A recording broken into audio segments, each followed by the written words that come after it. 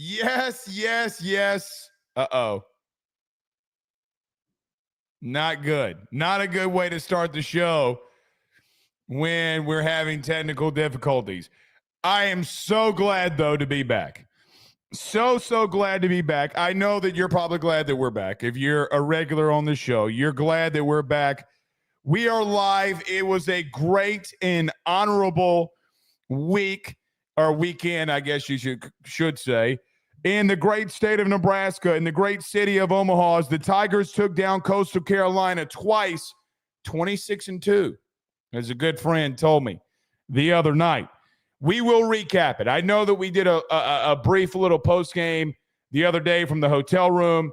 Kind of just went through some things, but we're going to talk about the College World Series. We're going to talk about and recap the season. We're going to talk about the College World Series that was. Is LSU on a dynasty run with Jay Johnson?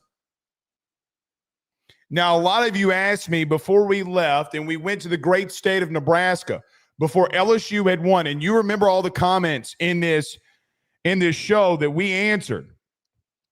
And a lot of your comments were as such. Hey, Blake, do you think Jay Johnson is on a national title run, but is this going to be a dynasty for LSU after we took down Arkansas?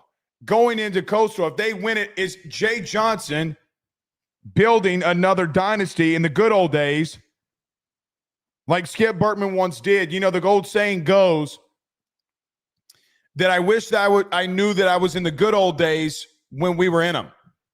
And the question becomes, are you in them? So we'll talk about that here tonight as well. We'll talk about baseball portal as, well, Jay Johnson just never sleeps. And that is an outright truth because, well, we'll go through a couple of names here tonight to keep your eyes on.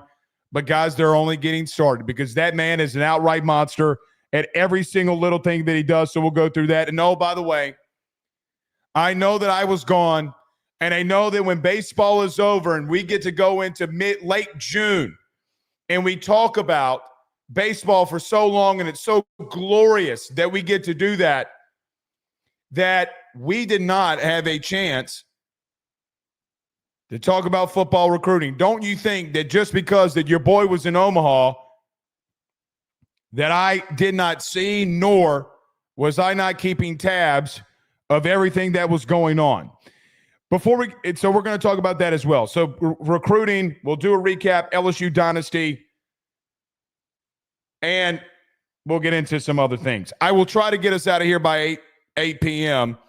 so everybody can watch the celebration that will be for LSU baseball as they have it tonight at 8 p.m. Central Standard Time. But a couple of notes that I need to get to before we get moving here. Number one, it was my outright honor and pleasure to meet so many of you when we were out in Omaha. To all of you that came up and asked for pics, came up to me and said that you love the show, I cannot tell you from the bottom of my heart how much that means to me. You know, not too long ago, which feels like it's been a little bit longer than maybe it has, I took a chance on myself and doing this full time, being in independent media. And I took a risk with a wife and two lovely and beautiful and amazing children. And every time that someone or one of you that was in Omaha came up to me and said, hey, man, I love the show. I love what you do. I got to be real. It made me a little bit, and you can call me whatever you want to, but it made me a little bit emotional that what I was doing was actually working and that it was something that you guys will tune into and that you love and that you'll come in here and we'll talk LSU, which is something that you might not like me. We may have nothing in common. But the one thing and the main thing that we all have in common is that we love LSU. I greatly and deeply mean this. You have no idea how much that means to me. So thank you so much for everybody that came up to us and talked to us and got pictures and all that stuff. Thank you so much. If you tagged us in them, and I didn't see them, I'm sorry. It's been a pretty hectic couple of days. So So yeah. Todd said, Blake, the celebration is Wednesday. I really honestly thought today was Wednesday. Todd, I swear to God, I thought today was Wednesday. If you would have known the hell that I went through to try and get home, you would completely understand. I have not slept at all. I am on a 24-hour bender. I have not slept at all. Way past 24 hours in sleeping. Flight got delayed and canceled, and then one got rescheduled, and then I had to go to the airport at like 5:30 this morning, and I was up pretty much all night. I do think I got like 30 minutes to an hour of shut-eye. I was trying to get new flights. I was wondering if I was going to have to go rent a car and drive home. Just a whole whirlwind of emotions. But I honestly thought today was I honestly thought today was Wednesday. So, Todd, thank you for telling me that it wasn't Wednesday. I really did. But there are a couple of things before we get rolling here that we need to discuss. I told y'all I wasn't a jinx. All of y'all that were in here telling me that I should not go to Omaha because LSU would lose because my big ass is a jinx, you're wrong.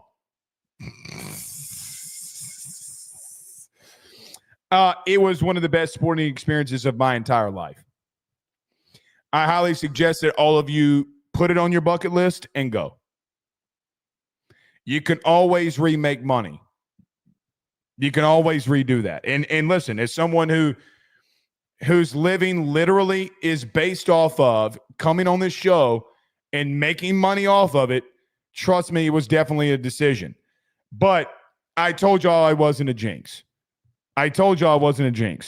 And, I saw this guy who's in the comments for everybody listening to on audio podcast.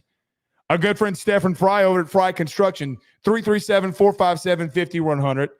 Oil and gas services, dirt work. Guys, I met so many people from the 337. All of y'all know where it is. The great place of Eunice, Louisiana. Give them a call today over at Fry Construction. And I was with Stephen Fry. We were all partying after the World Series. And Stephen Fry comes in here and says, who knew Ben Wallace worked at the Blatt? Bro, to all of you, there was a guy who had a fro and was as tall as Ben Wallace. And it's kind of an inside joke, but now all of you are in on it. Stephen, Ben Wallace was at the Blatt, which, by the way, for all of you that were there, and a lot of you came up and talked to us, it was a party, and good on him. Taki says, okay, that's fair.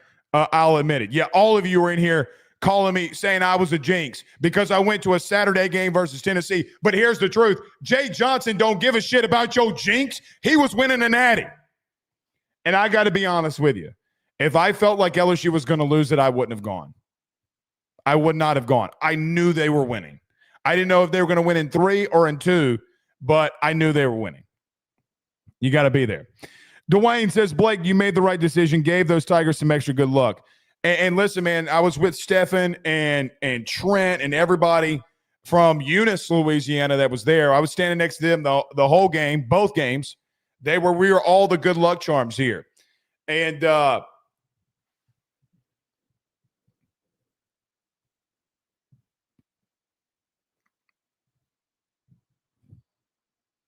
golly.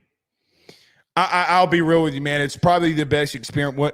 Outside of being married, y'all know what I'm trying to say with this. I don't know if it was the best experience of my life. Because it wasn't. The birth of my children was the biggest. Getting married, because I never thought anybody would love my ugly ass, but it was easily the best experience of my life. And I've been to a lot of very big sporting events in my lifetime. But man, what an absolutely just amazing thing. David Bogan says, love your show. Wish I could have seen you there. Yeah, we were standing up the whole time. I can't sit down. Not at all. All right. This is what we were going to get to. So Rufino's rants time. John on Facebook says, rumor is that the NCAA wouldn't allow Derek Curiel to use his walkout song because it's a Christian song. Question mark. Listen, I don't. Here's what I'll say. A couple of things. I want to go on a rant on this because some of you probably have seen our interactions on Twitter. First and foremost, I want to give a massive shout out to Rick Curiel, Miss Linda, Donovan, Derek, and the whole, and Bo.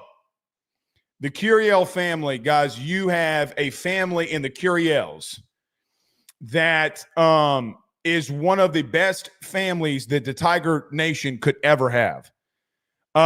Rick, Linda, Donovan, the whole Curiel family, the friends that came to watch Derek win a national title. Amazing experience. Got to meet Bo, by the way. And that's the only thing that matters, right? Got to meet Bo. Shout out to the Curiel family. Here's what I'm going to say about the Derek Curiel situation. I don't know specifically why the NCAA did what they did. But in case you missed it, Derek Curiel was unable to have his full walkout song in Omaha because it was allegedly because it was a Kanye West song. Now, in case you missed this, they allowed the instrumental of that song to be played when Curiel came to the plate. In the interaction of this and the walkout song and everything that went by it, I want to say a couple of statements. Number one, the song that Derek Curiel comes out to is about his faith in Jesus Christ. Anybody that stands up and makes a statement about their faith in Christ and their faith in what they believe in, and I will stand up for that. We are all in the same boat for all of us who believe in the good Lord Jesus, that he is our Savior and our rock, our Redeemer and our Lord. I understand that the song that is being played is sung by someone or rapped by someone, whatever you want to call it, in Kanye West, who has made some very anti-Semitic statements. I do not, by any stretch of the imagination, or even come close to agreeing with, being in the same stratosphere with, believing in and agreeing with Kanye West and some of his anti-Semitic things that he has said. I think he's mentally ill, but that's neither here nor there. But the NCAA not allowing, regardless if it's about religion, which I don't believe that it is, or it is about Kanye West, I have an issue with it. Guys, a couple of years ago, the NCAA allowed Leah Thomas to compete against women in a national title swim meet at Penn as a biological male. They allowed Leah Thomas to get dressed with women in the same locker room before a national title swim meet. Blake, this has nothing to, these are not the same. They are the same. Because the NCAA made a choice in not allowing a Kanye West song that, by the way, just because somebody who's crazy and is a lunatic did something about Christ and it being a walk-up song, even being anti-Semitic. No one likes Kanye West and the things that he stands for. No one does. The problem that I have is that the NCAA doesn't know how to read the room.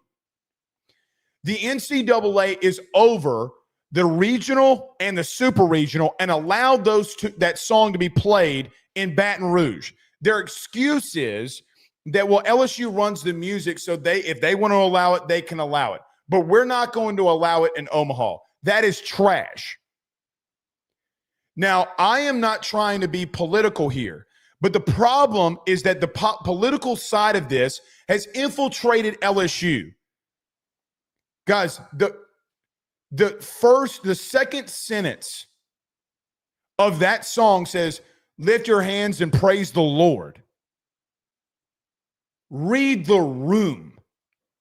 The problem that I have is that you stand up and make a statement here, yet you allowed a trans athlete to compete against women a male to compete against women. A lot of you have daughters out there, and I'm just going to tell you, I have one and will never stand behind a trans athlete, a biological male competing against my daughter. I will not stand for it. So either unfollow us, don't like me anymore. I could give a flying shit what you do and don't do with that information of what you believe, if you agree with me or you don't agree with me. But they made a stand and not let Derek Curiel for a Kanye West song, even though, boy, I surely do remember in like the 6th inning of game 1, you playing All of the Lights by Kanye West during a half inning. Now, you can't say that I wouldn't know because I was there. The issue is that when you have these political situations and a song about a dude expressing himself about the Lord Jesus Christ Almighty, but yet you're allowing and taking a stand for trans athletes and not protecting women. It's where I draw the line, man. I'm sorry. It's where I draw the line. Now, Derek Curiel and this whole situation is going to go by the wayside. It's going to be a thing for a couple days, and it's going to go away. Unless you get to Omaha next year, and it's the same Derek Curiel song. But at some point, you got to take a stand. At some point, you got to say, well, listen, you will stand up for this and say that a player or an athlete can't do this and express themselves, but yet you're going to let a trans athlete express themselves and compete against women. I'm sorry. It doesn't sit right with me. Charlie Baker is the NCAA president, and I would venture for all of you to look up and tell me that I'm wrong, because I know for a fact, because I watched it and went back and watched it today, the president of the NCAA went to Congress and was asked about women and men competing against one another in competitive sports in the NCAA, which Charlie Baker says, y'all made a federal mandate that I can't do anything about it with the previous political or presidential situation. Okay, fine. I can't change that. I don't agree with it, but I can't change it. But yet you're going to make a statement now. You're going to stand on free speech about a dude expressing himself about God. Read the room.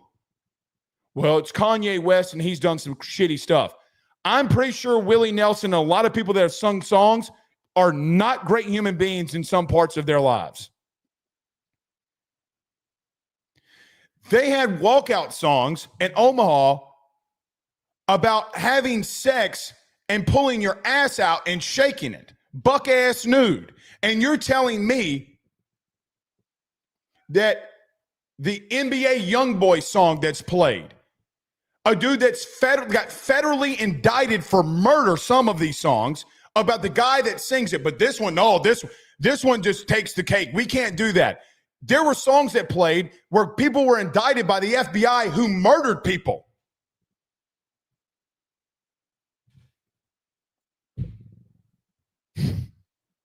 Never ceases to amaze me. Never ceases to amaze me. By the way, Hose in This House played when I was in Omaha. WAP was played. But Expression. Well, Blake, those songs aren't like what Kanye West has said. I agree, they're not. The NCAA came up and made a stand on something. And if you cannot see that, I'm sorry that you can't see it. I feel sorry for you that you can't see that they made a political stand for one thing versus another. If I lose sponsors over this, I could care less. But there's gotta be a stand. And when that whole Leah Thomas thing happened, I didn't come out here and start talking about it. It didn't revolve around LSU. But now it's hitting home, isn't it? It's hitting home.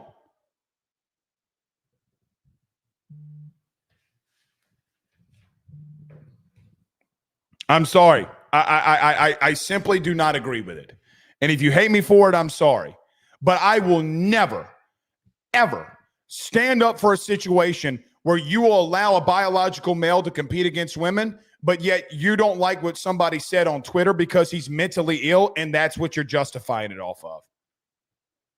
Those things are not mutually exclusive. When a business makes one decision, for an example, Major League Baseball goes out there in the month of June. They fly the pride flag. Some of you don't mind it. Some of you like it. And some of you hate it. You make your own decisions based off of it. I'm watching Major League Baseball in the studio right now. Literally, right now, the Reds and the Yankees are playing right here in the studio. Sorry, man. I can't keep doing this. Where a business will always make a stand for something. It doesn't make them a bad company, but if they go out and do something else and they make a stand, you're seeing their political leanings in the way that they think. You have a former governor, by the way, who is the NCAA president.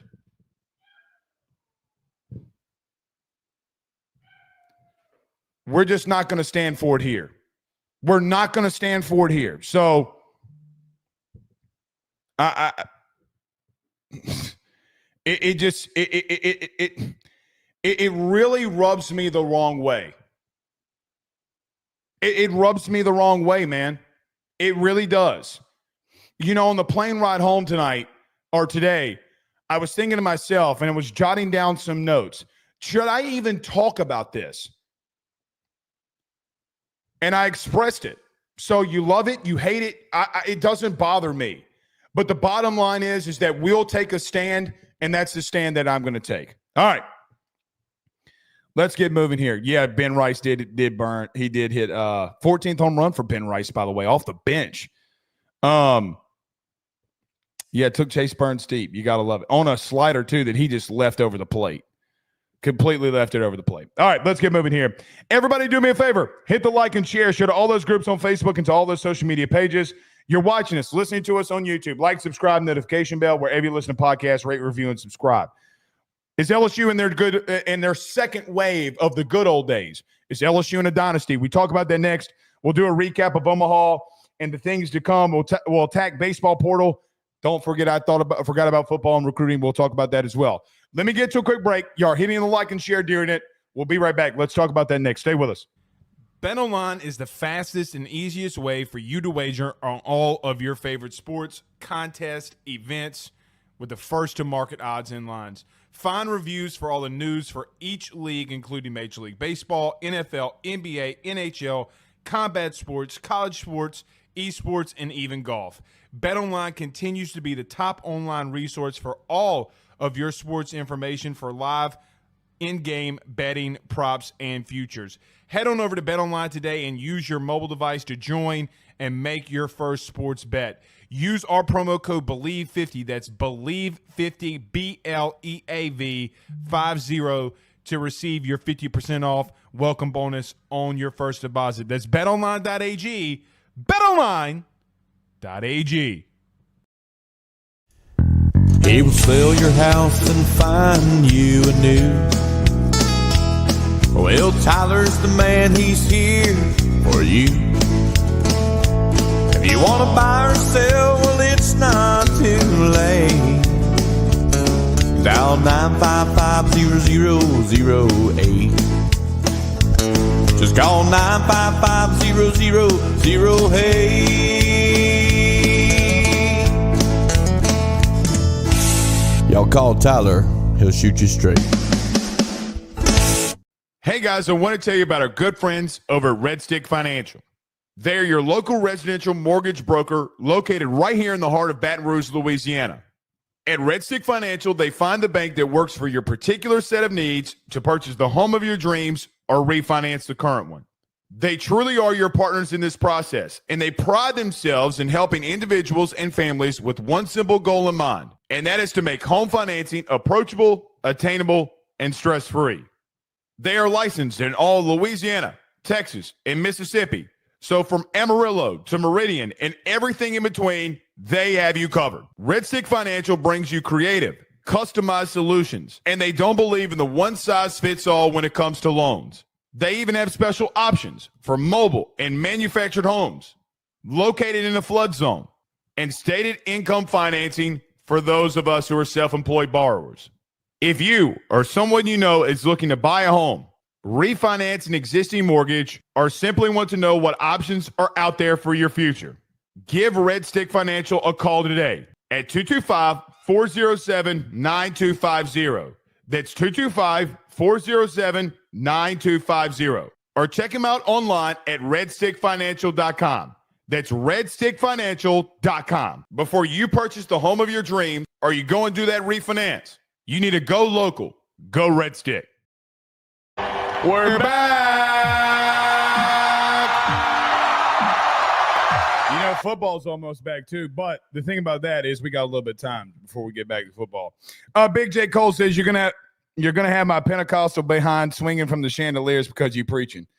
As long as you got them chicken and dumplings and sweet tea, Big Jake, I think we're gonna be fine.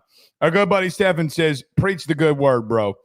Yeah, I mean, look, I don't really care, in reference to, like, there's got to be a time in reference to a stand being made, right? Like, I mean, I'm never going to agree with that, ever. Like, there's not a world where I will agree with that, ever. Like, what are we talking about? Guys, what are we talking about? I will ask all of you to come and do this for me. Next year when my son is in T-ball again, okay, and thank you, Jamie, says nothing wrong with voicing your opinion. I promise you, come watch a T-ball game when boys and girls are playing. I love women. I do. And I don't mean that in any, like, sexual way or anything like that. But there's a difference. And to make a stand for one thing and not another, it just does not sit right with me, and it never will. It never will. All right. So I know that we talked about this a little bit yesterday in the hotel where we kind of rebriefed and did a post game, but you guys asked me a question before we left. Blake, is LSU in a dynasty with Jay Johnson? And that was before we had for sure known that LSU was going to win. Oh, my God.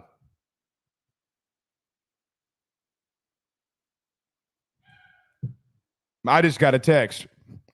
I don't love any other women than my wife and my daughter. I don't know how else to say that. I have no earthly idea how else to say that. To my wife, I love you and only you. But she did text me during the show. I love women in reference to, there's nothing wrong. I don't mean that. Biological men should not play in sports with women. There's got to come a line. This whole thing with Derek Carriel, baby, I love you. It just comes to a thing. All right, we got sidetracked. But that, my wife texted me like, you love, she told me, I only love my wife. I only love my wife. Baby, I love you. I wish my babies were home. They're out too. All right. So you asked me before we left, when LSU beat Arkansas, Blake, are we in a dynasty run with Jay Johnson? We were staring in the face before we all went to Omaha or watched the College World Series. If Jay Johnson were to win, that LSU was going to win 2 of the last 3 national titles. And it begged the question, always would be, is if Jay's able to pull this off, if this team is able to pull it off, and you have guys like Bear Jones who won his 2nd national title, you have a guy like Josh Pearson who won his 2nd national title, you have a guy like Chase Shores who won his 2nd national title at LSU in 3 years, and the list goes on and on and on and on. You ask yourself the honest question, well, should we continue to expect this? And guys, now that you've won the national title, there are a couple of things that we got to make sure that we talk about here. Number one, there's always and will forever be a aura around LSU baseball, a things that you got to do, you must do. You know, Paul Maneri won a national title in 2009. He got to Omaha a couple of times. He got back to the finals in 2017, and they lost to Florida. And when the end of his career started to come at LSU, it was not living up to the pinnacle of what Skip Bertman had built. You know that, and I know that. And quite honestly, I know that he, quote unquote, retired, but he didn't really retire because I think we all know by now that he was pushed out. And then Scott Woodward did what Scott Woodward does. And I know some of you will say, well, Blake, what about Brian Kelly? Well, under Scott Woodward at LSU, by the way, just throwing this out there, well, he did go hire 3 coaches that have won national titles at LSU. Jay Johnson's won 2, Kim Mulkey's won 1, and Jay Clark's won 1. So I understand your football frustration, but Scott Woodward kind of needs a little bit of credit here for what he's done in bringing in Jay Johnson. But the question becomes, are you looking and staring a dynasty for LSU baseball in the face? And there's a couple of things to talk about with that. Like, number one, when I look at LSU, it always is going to start up top. Jay Johnson is the best head coach in college baseball. After winning a second national title in 2 out of the last 3 years, it's not debatable. Now, there was a theory and a thought by some when we went into Auburn and lost and got swept, when we went into Texas and lost 2 out of 3 to the Longhorns. Man, maybe this, I don't know if we can go into, not only do I not think we can win a national title, I don't even know if we can make it to Omaha if we get against a hot team and we play on the road if we got to get there.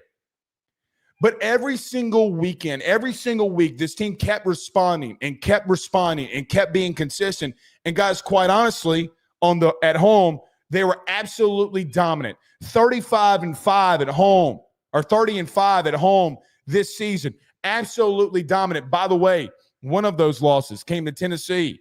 One of those losses came to Arkansas. And the only reason probably Tennessee's not it was not in Omaha is because, well, they had to go through Arkansas, who you beat twice in Omaha to do it.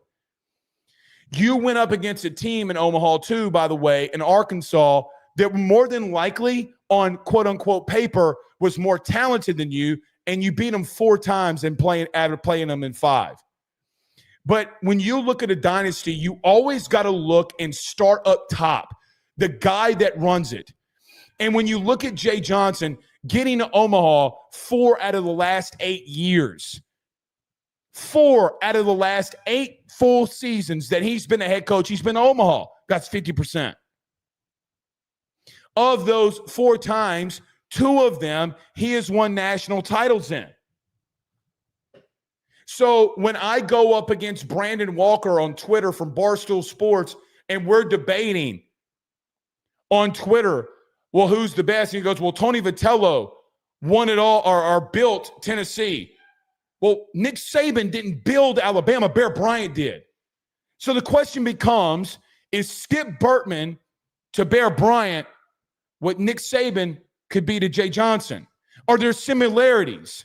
Because, guys, don't mistake it. Never mistake what LSU baseball is. You are the Alabama of baseball. You are the Kentucky or Duke of basketball. When you look at baseball, LSU is the pinnacle. It is the star. It is the mainstay of what everybody strives to be. And even some of these little Rudy Poo-ass little having baseball accounts that are like, we want the Chanticleers to win. Oh, we want the Chanticleers to win. You are the pinnacle. And this weekend, not only this weekend, but against Arkansas, when you look at the games and those teams see the front of you of your jersey and they see Tigers and they can't close out a game, or they make a wrong play, or a guy that hasn't lost a game all year and Jacob Morrison gets absolutely rocked by a 9-hole hitter and Chris Stanfield, and Derek Carriel, the special freshman, comes up with a 2 RBI clutch single to blow it wide open in the 4th and game 2 for you to win a national title. It always is going to start up top. Guys, I do think that you're in the good old days. I do think that you're looking at a coach that in 2023 did it with a guy like Paul Skeens. But he didn't have a guy like Grant Taylor, by the way, who got called up to the Chicago White Sox. Guys, the second best pitcher on your team was hurt. Ty Floyd was a first-round pick by the Cincinnati Reds. Dylan Cruz. We all remember the 23 season. Then you turn around 2 years later and Jay Johnson's winning in a completely different way. He's winning in a way with elite defense and pitching where, guys, you use 3 pitchers in a College World Series final with Cade Anderson, with Anthony Ianson, and Chase Shores. Guys, of those 4 out of the last 8 seasons, Jay Johnson in the last 2 of them, and him getting to Omaha, has won national titles. And I think that you are staring down the barrel if Jay and this coaching staff, and I think keeping Josh Jordan is a massive part of this. A massive part of this. Guys, you are. You are on the dynasty run. You know, when I was younger, I think of the New England Patriots, and when Tom Brady won his second national title, won his second Super Bowl, I think of Patrick Mahomes right now, and when he's winning the Super Bowls that he's done, that everybody calls them a dynasty. Well, guys, so are you.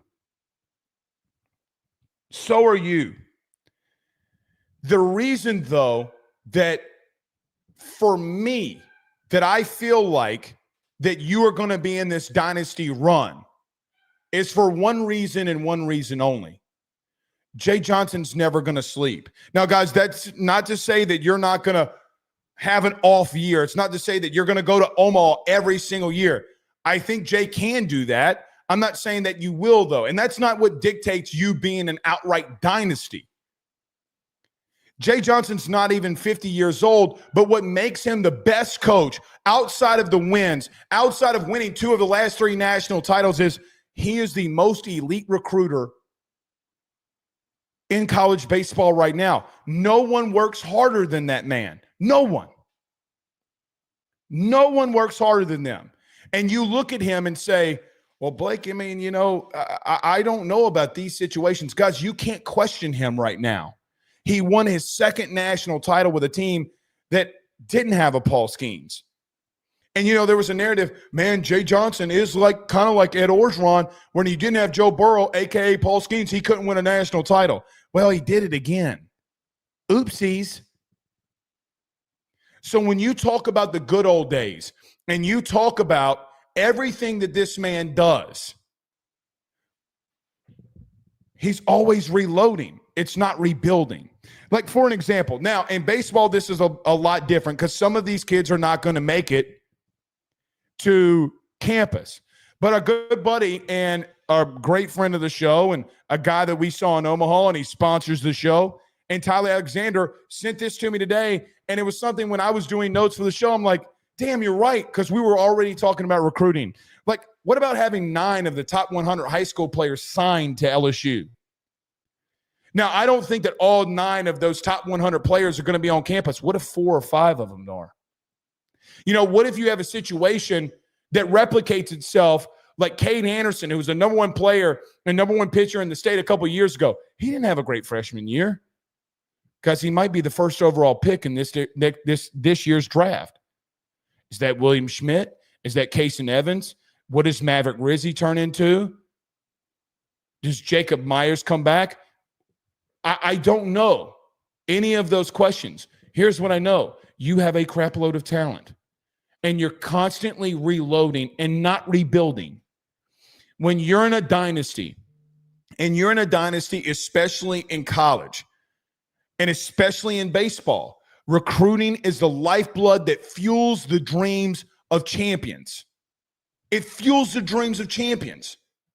So whether it is Nick Saban, whether it is Calipari, whether it is Krzyzewski, whether it is whoever it is, whether it is Bill Belichick, regardless of the dynasties or whatever sport, they always brought in the talent that they knew that they could develop, mold, and get them to the title.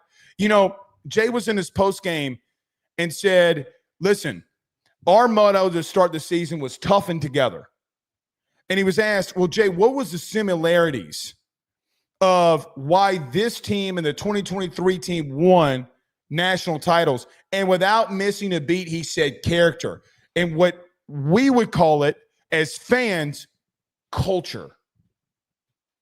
See, what's interesting about culture is it doesn't come up on our show. It doesn't come up in the national media perspective when we talk about the best head coaches in any sport. You don't think Nick Saban or Skip Bartman, whoever the coach is, didn't have the elite culture for their time and what they did in their process. They do. You know, what's funny about this is in the argument with Brandon Walker from Barstool on Twitter, we saw a coach win a national title here, but he didn't bring LSU back to the promised land in reference to where they needed to be. See, not any man can come into a situation, even in a place like LSU, and do what Jay is doing. No one works harder. In a minute, we're going to talk about some of these players in the portal that you need to keep your eyes on. And there's going to be a lot more tomorrow, and there's going to be a lot more Thursday that we're going to discuss of keeping your eyes on and what Jay Johnson, Nate Yeske, and Josh Jordan and Wanaka and that entire staff and what they're attacking. They're already going back after it to go and get another one.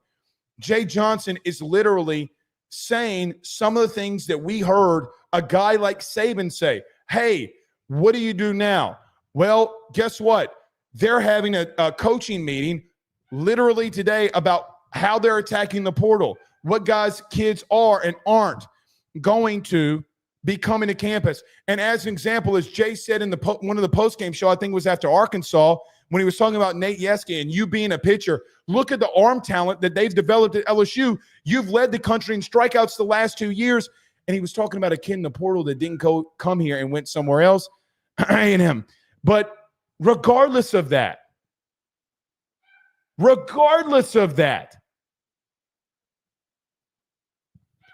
they are doing something that is elite. If you're asking me, yes, I think you're in a dynasty run. Why would you not assume right now that you are? Now, again, that doesn't mean that you don't win one. Like we don't have a dynasty. If we don't win another one next year, you got to go 3 out of the last 4 years. That's not how college baseball works. It's not how baseball works in general. It's not how it works in general. I do think it's the toughest sport to win back-to-back, much less win 2 of the last 3. And guys, taking the lumps that you did in 2023 so that Stephen Milam can move over to short and be able to be fierce in turning the double play to win you a natty. Coming up clutch, a guy seeing a vision and character about guys, quite honestly, a shortstop that's 5'8", 175 pounds, who quite honestly and was the best shortstop in the College World Series tournament. Character won the national title. But I got to give Jay this. You still had elite talent. You know, we looked at Arkansas and said to ourselves, you looked at Coastal Carolina or whoever you looked at and said, man, they got a lot of really good talent. They're really dangerous. Guys, you had Cade Anderson. You had Anthony Ianson. You had Bear Jones. You had Ethan Fry. You had Derek Curiel. You had Chris Stanfield. You had Jake Brown. You had Luis Hernandez. You had Ashton Larson, who was on the bench, who, guys, quite honestly, is still very talented. And he couldn't play. He couldn't play. Because they were still ultimately talented, and they were the most talented team. They were the most talented team because they're the national title winners. Raw talent does not always win you championships, but culture, talent, and having a coach that can develop and recruit at an elite level does. And that is 1,000% what you have in Jay Johnson right now. You know, before Jay Johnson won his second national title, if any of you are frequent into this show, there was something that I always said, and something that I always said even in 2023, pull the film. Please pull the film. Even though Jay Clark, even though Kim Mulkey, even though so many other coaches on that campus had massive amount, even Brian Kelly had massive amounts of success. Blake Ruffino in this show always said one thing: there's no coach on that LSU campus that is better than Jay Johnson. Do you believe it now? Because you better. Now you can talk about, well, Blake, that is LSU baseball. Yes, it is. And one final thing I will say to this before we get to a couple comments here. The man's mentor is Skip Bertman. And it doesn't come without Skip, in his own right, being humble enough, having the humility to saying, I just want this place to succeed. I love Jay Johnson. My legacy is my legacy. I started college, what is today college baseball, to where people love it the amount that they do. And him putting, which some people would not, I don't think Nick Saban would be humble enough if a coach came to Alabama that he would help him out enough to be able to win national titles and make a run like he did at the University of Alabama. I don't think he would do that. The humility.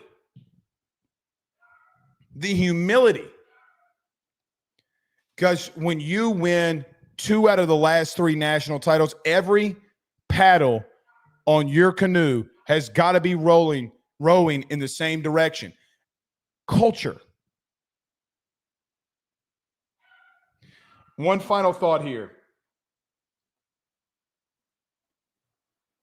When I look at this season, and I look at it as a whole, and recapping the season, which we'll do a lot of, and I really want to kind of recap the season later this week and kind of get a lot of thoughts down and think about it a lot.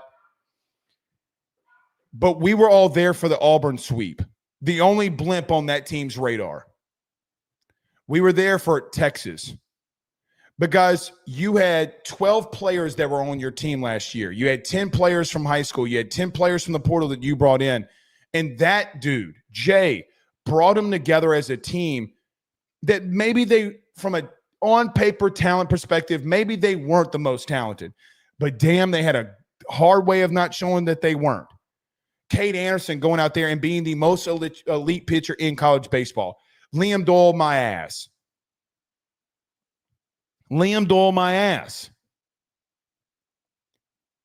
And I will tell you this in closing out.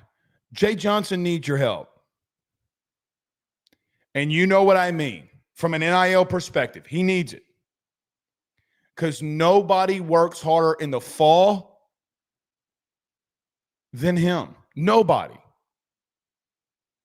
Nobody is doing the things necessary for things to get done to get the elite talent here to win 2 out of the 3 last national titles. Jay has taken a lot of criticism. And you know what? I will share this, and I probably will get in trouble for it, but oh well. I'll take the bullet. There was a press conference 2 months ago where Jay Johnson came out and was fielding questions after a loss. And Jay came out and said, why do I always feel like I'm coming to these press conferences like I'm having to justify that we have a really damn good team?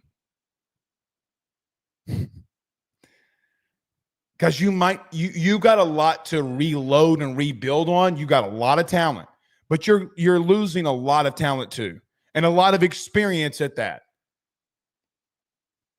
But here's what I know. Jay Johnson's going to get back there. Knock on wood that something bad doesn't happen. He's going to get back there because as soon as he got the second one, he was hungry for the third. And a lot of times coaches and us as general, whether you, like if some of you run a business, if some of you are do sales and you get comfortable about the money you make and you start coasting, he doesn't want to coast. He's wired different. And you got to love him for it. You 1,000% got to love him for it. All right. I see the debate in the chat about, do I think Jay Johnson will be better than Skip? I see y'all talking about it. Guys, here's what I would say. If Jay did get to a third one and won a third one, you would have to have a conversation about the time. But listen, there's no way humanly possible that Jay would allow that comparison to happen. He would probably hate it. He probably despise it. Guys, no one's been a bigger mentor to Jay Johnson than Skip Bertman. Nobody. The real question becomes, guys, do you have the baseball version of Skip Bertman? Again, do you have the football version of Nick Saban right now?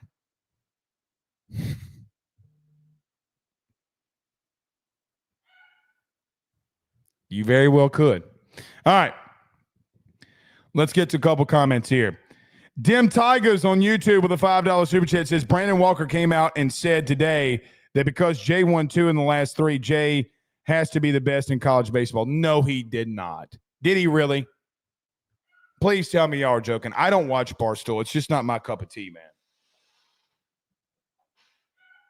It's not my cup of tea. Did he really? Y'all, did he really do that?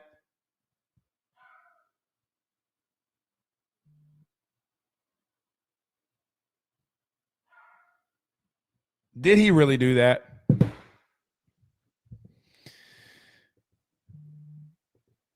Goodness gracious. Frank Castle with a $5 super chat says Jay needs to do more in the portal or it'll be predictable 2024 season repeat. Obviously, I'm giving them time there. Look, we're going to talk about portal next. They're on it. They're on it. And listen, I will tell you this. There is going to be growing pains next year. But here, look, we will get to this when the time comes of guys leaving and guys going. Ethan Fry's got to make a decision. Chris Stanfield's got to make a decision. I don't think Chase Shores is coming back. Why would he? Guys, he's throwing 100. I mean, listen, I could go on a whole rant and rampage on how people and A&M fans. By the way, show of hands in the chat. Did y'all see the debate or the A&M fans going crazy saying Nate Yesky stinks? Y'all, brother, what are we doing? Chase Shores, end of discussion. We got to give players time. Like, look at Chase Shores. Guys, Chase Shores came into every game in Omaha outside of the complete game thrown by Cade Anderson.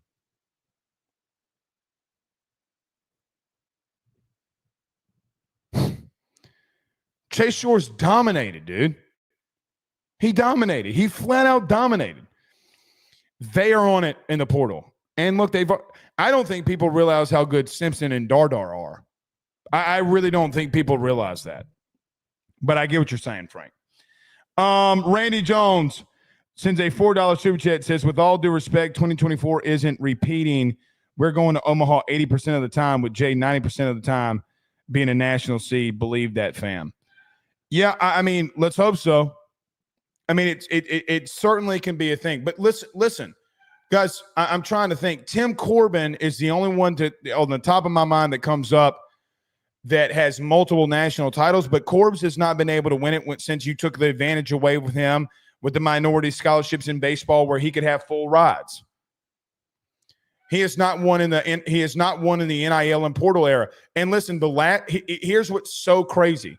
The last time that Vandy was a national seed and lost in the regional, LSU won a national title. What y'all all need to really be doing is hoping that Vandy's good enough to be a national seed and lose in the first round because you know you're winning a natty.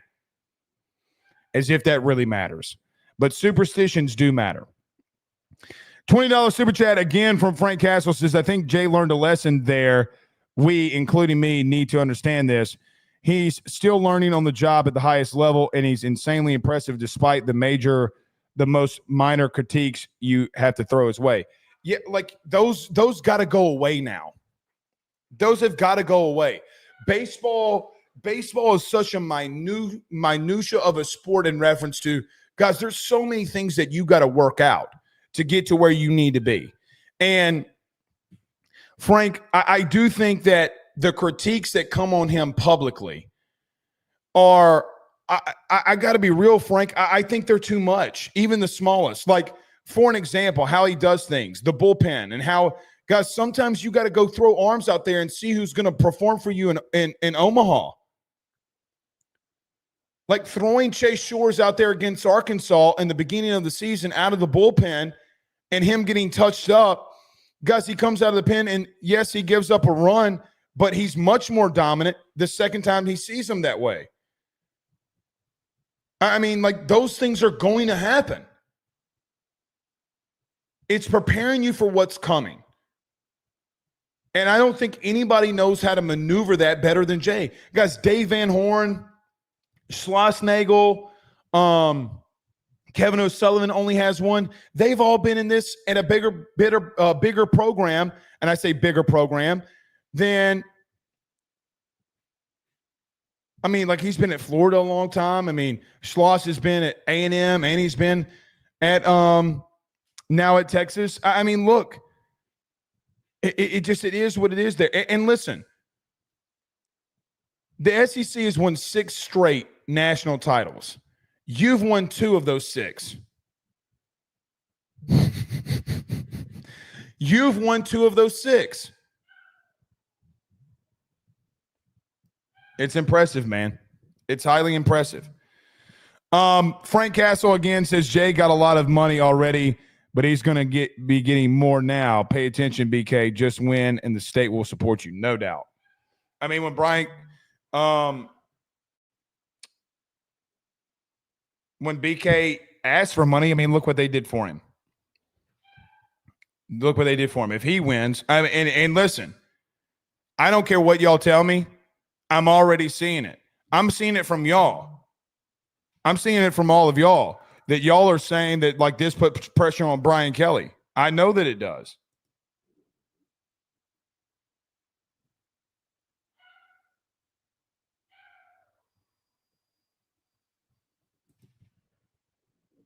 I know that it was. All right, one more, then we're going to get to a break. Dim Tiger says he did. He said it to T-Bob. What did he say to T-Bob? Which, by the way, saw T-Bob this week. Talked to him for a while. It was good to see T-Bob. Glad that everything at Barstool is working out for him. T-Bob's a good dude, man. Really, really good dude. All right, let me get to a quick break. When we come back, we'll talk about portal and we'll talk about football recruiting. Stay with us. Hey, Southwest Louisiana. Are you ready to gear up for your next outdoor adventure or tackle that next big job on the farm? Then head on over to Henderson Tractors, Boats, and Power Sports. At Henderson and Lake Charles, they've got everything you need under one massive 30,000 square foot indoor showroom. Kubota tractors and mowers to power through the toughest tasks. Polaris off-road bikes and side-by-sides to conquer any trail. And tracker boats with brands like Ranger, Nitro, Sun Tracker, and Regency pontoons for a day out on the water. Whether you're a farmer or a hunter or just someone who loves the great outdoors, Henderson has what you need to get the job done and have fun while doing it. Browse their new and used inventory over at their website, hendersonimplement.com. That's hendersonimplement.com. Or give them a call today at 337-436-4366.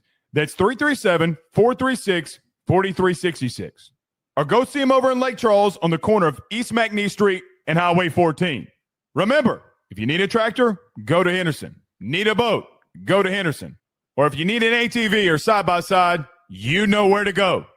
Henderson. Just let them know that your good friend Blake Ruffino over at AYS sent you on by. Guys, let me tell you about our good friends over at Grand Slam Heating and Air, where your comfort is their top priority. At Grand Slam Heating and Air, they promise to provide customers with high-quality HVAC service at an affordable price while ensuring the homeowner peace of mind. From their office to your home, they guarantee the best hassle-free experience around. Efficiency and comfort is their game. Let them make your home Grand Slam today. At Grand Slam Heating and Air, they're offering their annual maintenance plan starting off at $18.75 a month and also doing those $99 tune-up promotions. They provide free estimates for system and ductwork replacement, as well as offering financing to get the job done with no money up front. From Baton Rouge to Hammond to Covington, they're all around. So what you need to do today, give them a call at 225-380-9065. That's 225-380-9065. Or go over to their website, getgrandslamair.com. That's getgrandslamair.com, where your comfort is their top priority. Guys, I want to talk to you about our good friends over the Drake Williams Law Firm and Drake Title Company. Are you facing tough times due to an injury from a car accident, navigating the complexities of divorce, or purchasing a new home? At the Drake Williams Law Firm and Drake Title Company, they understand the challenges you're going through, and they are here to help. The lawyer team of Ernie Drake III, Ryan J. Williams, and Summer Vignair, along with Morgan Daniels, have the experience and proven track record to give you that peace of mind. Give them a call today at 985-386-7600. That's 985-386-7600 to schedule a free consultation at their brand new office located in historic downtown Ponchatoula. They're also doing a special, the AYS special. If you're refinancing or closing on a home in Southeast Louisiana, request the Drake Title Company to handle your closing. If you mention Blake Ruffino and AYS, you're going to receive a $400 discount on title fees. Again, give them a call at 985-386-7600. Let them know that Blake Ruffino sent you on by.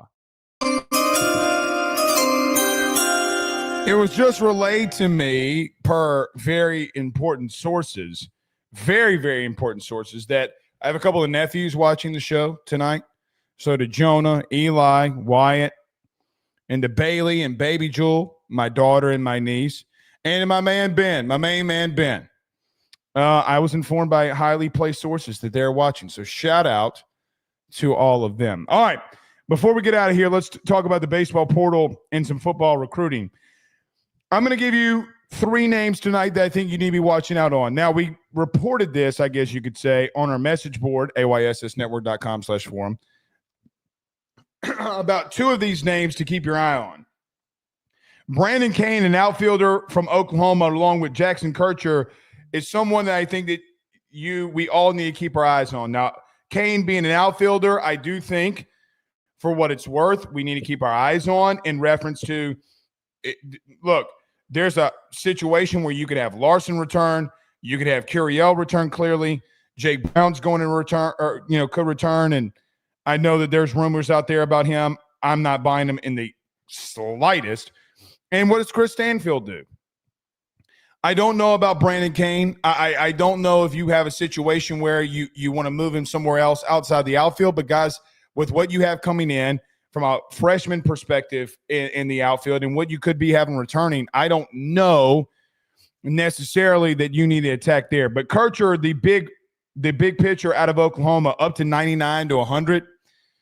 Guys, I know that some of you who were in the forum had kind of pointed this out, that he was chaotic and all over the place.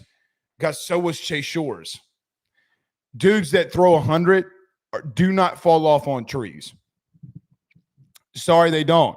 I would really like for a guy like Jacob Myers to return and get a second year with Nate Yeske and see what happens. I think if Jacob Myers did come back, and I would very much venture to say and see what Nate could do with him in a year 2, which would be very interesting because I thought he got better throughout the year. Those are 2 names that we need to keep an eye on. Landon Mack out of Rutgers, their Friday night guy, is someone else to watch out for.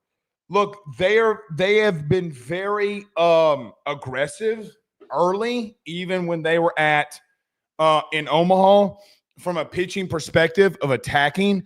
Now, Jay Johnson did go get Simpson, Braden Simpson, and Dardar from Kansas State, 2 guys that I do think they could play the hot. That one could play the hot corner. And I think Dardar could play first base if that's where you wanted him to go. I think they can really hit, and I think that they can hit for a lot. They have been ultra aggressive in the portal in contacting people from them being on the mound. Here's what I'd say. Relax. Take a breath. They're going to be working a lot within the next couple of weeks. It's only getting started. Those are a couple names I'd watch out for here early. Let's see how this goes. Let's see how it goes. That'd be the only thing, I guess, that I would say. That is the only thing that I'd say there. Just relax. It's going to be good. They're after it. I promise you. But those are some names to watch out for. All right. Before we get out of here, I know that we've done a show, an hour-plus long show here in reference to baseball. I don't know of any other program in the country that can talk baseball for an hour and have 863 people in here at the current moment, currently live with us. But let's talk about this. When we were going to Omaha, Bo Bentley, the quarterback out of Texas, committed to Oklahoma over LSU. The two schools that he came down to was Oklahoma and LSU. Here's what I'm going to say about Bo Bentley. I think the kid is talented. I don't think it's a backbreaker for you as a university. You always want to have a quarterback in the class, but the way that you can attack the portal from the quarterback position, like what you did with Michael Van Buren, who, guys, if Garrett Nussmeier plays the entire year and you're in the playoff, the kid can redshirt and be a redshirted sophomore coming into next season. You still have Colin Hurley, who is on your roster. So, yes, you only have 3 scholarship quarterbacks. Missing a guy like Bo Bentley is big for one reason, which we'll get to in just a minute. And it's not necessarily on-field, immediate impact type situation. What it is, however, is that you've missed back-to-back years on the quarterback that you're targeted. We'll get to that in just a moment. The Bo Bentley thing, I know, rubbed a lot of people the wrong way. But what you have in the 2027 class with 2 of probably and arguably the 2 best quarterbacks in the 2027 class, I don't know if I mind it. It's not a death sentence. Now, LSU will continue to go after quarterbacks in this class to get a freshman quarterback. I think they do need one. They are going to have to flip somebody or get somebody that maybe that they weren't recruiting earlier in this process, and they kind of already have started to do that. The thing that I want to get to about Bo Bentley here is I know that, I think, Friday, Saturday, whatever day it was, Friday, I think it was, that he committed to Oklahoma over LSU. You have missed on your last 2 quarterbacks that you targeted. Now, I don't know how much the first one and ultimately you can put on Brian Kelly and ultimately you can put on Joe Sloan. Because the truth was with Bryce Underwood, they outspent you to get the kid. Y'all know it. I know it. It's very public. Barstool talked about it. You had the 3rd richest man in the world that owned Oracle that got involved, and his wife, and she's a big Michigan fan and all that. I don't know with the amount of money that Michigan spent what you're supposed to do there. The problem is that you kind of had to know that something was coming like that, and LSU never really did. They always felt like that they were going to hold on, and the truth was they probably should have cut bait from Underwood a lot sooner because it was always inevitable. If they didn't think it was inevitable, it was your job to know it was inevitable. High school football recruiting is unlike anything else that we will ever talk about because we're talking about high school kids that are coming to your school. You can't miss back-to-back classes, though, on the guy that you targeted. Now, you did it again offensively, too. You did it again with KJ Edwards, who was the running back out of Texas, who you told on his recruiting visit that he was the only running back that you were after. Now, running back is not necessarily a position that you could say, well, Blake, I mean, they went out and got TJ Lindsey. And by the way, they got Harlan Berry, who was the number 1 running back in the country. Running back, you can't really get on Frank at the current moment because, guys, he just probably in the number 1 running back in the country. But there also comes a time when you're targeting somebody and you lose, A&M or no A&M to what it is, it's a backbreaker. A&M is going to want to get a fierce offensive line, and they're going to get fierce running backs because that is the way that they want to win football games. But you missed 2 offensive pieces. Now, look, a guy like Emmanuel Ruffin announced today that he's down to his 2 schools. It'd be in Ohio State or LSU. We'll see how that goes. And then Lamar Brown, which Lamar Brown came out last week and said that after his visit to Texas A&M, that he was not going to make a visit to LSU. Then he quickly changed his mind. Oh, I wonder how that worked. The bottom line is this. You're going to have to go out there and win at a high level and spend money to be elite in recruiting. And quite honestly, you're going to have to put a little bit more forth effort. That is a bona fide fact. You can't lose Lamar Brown. You can't lose I almost called him Caleb Banks. You can't lose Blaine Bradford from Catholic. Guys, you can't. And if you do miss them, you better get somebody as caliber, if not better than them. That is who you are at positions of massive need. Now, Blake, they have the number 2 overall recruiting class. Okay, that's cool for now. You can look this up. The team that had the number 1 recruiting class in the country last year was the University of Texas. This time last year, they were in the 30s. None of that shit matters right now. None of it does. And I know a lot of you don't like talking recruiting anymore, and I understand why you really don't. But the bottom line is offensively, when you're targeting 2 kids and it's the only 2 that you're targeting, you better land one of them. You can tolerate missing one if you get another. What you can't tolerate is missing both of them. And that is just a fact. A lot of you, for this entire show, we have gone from me talking about how I think Jay Johnson is the best coach in college baseball, being quote-unquote positive. A lot of you think that I'm being negative about football, and I'm sorry that a lot of you feel that way because you can't lose it. I'm sorry to tell all of these out there, all of these people out there that say, well, A&M's spending more money, Texas is spending more money, Ohio State, whoever. Guys, Jay Johnson doesn't use that as an excuse because he didn't spend the money last year that Tony Vitello did. He didn't. Because Tennessee and Arkansas had the most expensive rosters in the country last year, and they lost to Jay. And I don't mean that as a slight, but they still lost to him. We don't talk about that because it's not necessarily highly reported. But it is a fact. It's not an opinion. It is a fact that happened. A bona fide fact. And he still whipped their ass. He beat both of them.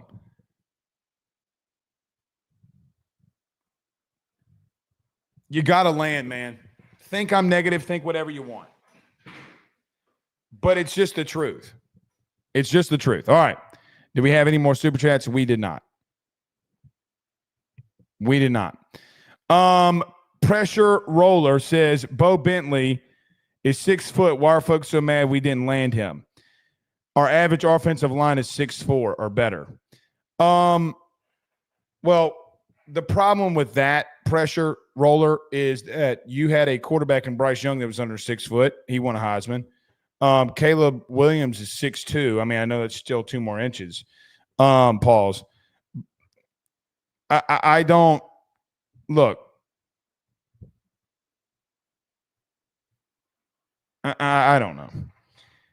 It doesn't bother me in reference to it wouldn't bother me as much as that you missed. Here's the problem. I don't think Bo Bentley's the best quarterback in this class. I don't. But you identified 2 quarterbacks for you to go after, and you missed on both of them. That should be a problem for everybody. It should be a problem for everybody. It shouldn't register in our brain that it's not a problem, because it is a problem. Spectrum says Bradford's gone. Better do everything to get him back. That's all I know. Randall says that drives Jay when he plays those teams who spent more in the portal. No doubt. I promise you they spent more money in the portal than you did, and they still lost. They still lost. All right, Alexander, did I miss your super chat? Alexander, I don't.